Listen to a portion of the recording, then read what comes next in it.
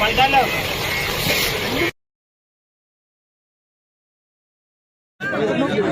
రండి బాబు, మీరు రండి, రండి.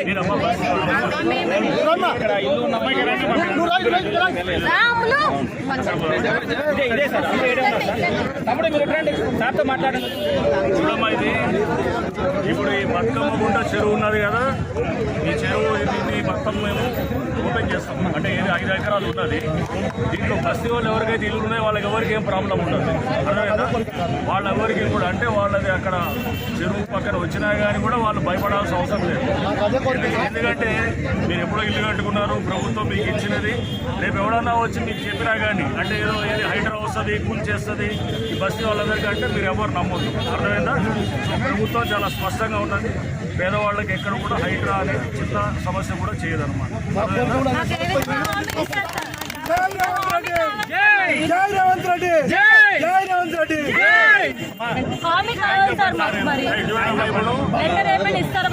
ఈ చెరువు కూడా దీన్ని ఇప్పుడు దాదాపు 5 ఎకరాలు ఉన్నది.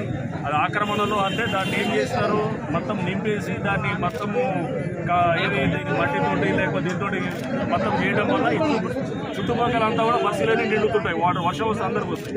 ఇప్పుడు ఆ నీళ్ళంతా ఈ చెరువులోకి వస్తాయి అన్నమాట. వచ్చి ఒక 5 ఎకరాలు మనకి 5 ఎకరాలు చేయగలిగితే కనుక మొత్తం ఆ నీరు తీరట్టు మీ బస్సుల్లో కొంతవరకు సమస్య దొరుకుతుంది. మీ పక్కన బోర్లు వస్తాయి, నీళ్లు వస్తాయి.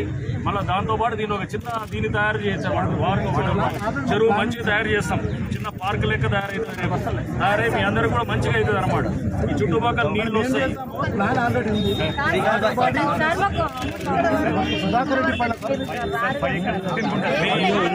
అంతవరకే మీ ఇల్లు టచ్ కూడా చేయరు.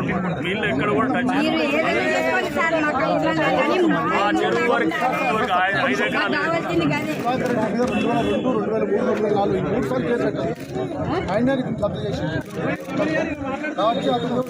మేము హైడ్రా కూడా కోర్టులో మేము కెవియట్ ఫైల్ చేసినాం. మేము ఫైల్ చేసి రేపు ఏది కూడా హైకోర్టులో కూడా చూసాం. పేపర్లన్నీ కూడా చూసాం.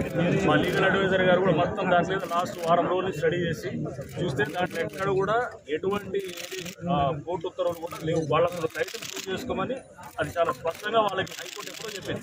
కానీ టైటిల్ ప్రూవ్ చేసుకోవచ్చు. ఎందుకంటే ఆ చుట్టూ తిప్పుతున్నారు కానీ అసలు పాయింట్ రావట్లేదు. అది అర్థమైంది. మాకు అంత లోతుగా స్టడీ చేసినప్పుడు అర్థమైంది. థ్యాంక్స్ చెప్పండి.